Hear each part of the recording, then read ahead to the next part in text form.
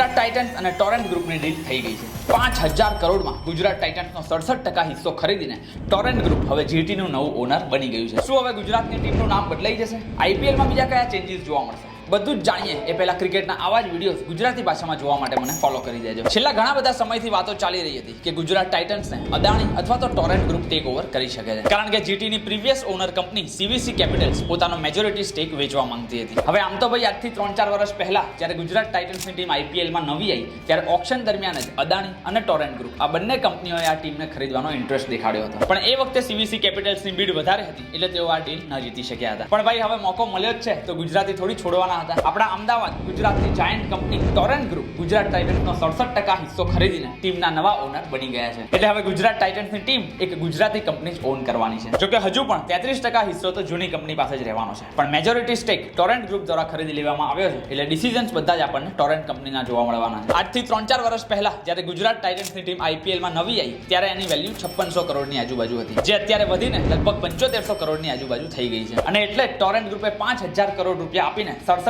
હિસ્સો લઈ લીધો છે. ભલે ઓનર્સ બદલાઈ ગયા હોય પણ કોચ તરીકે નહેરાજી, કેપ્ટન તરીકે શુભમન ગિલ અને બીજા બધા પ્લેયર્સ પણ જે રીતે ઓપ્શનમાં લીધા હતા એ જ આપણને જોવા મળવાના છે. બાકી ગુજરાત ટાઇટન્સની ટીમનું નામ ચેન્જ થાય એવું બિલકુલ હમણાં લાગતું નથી.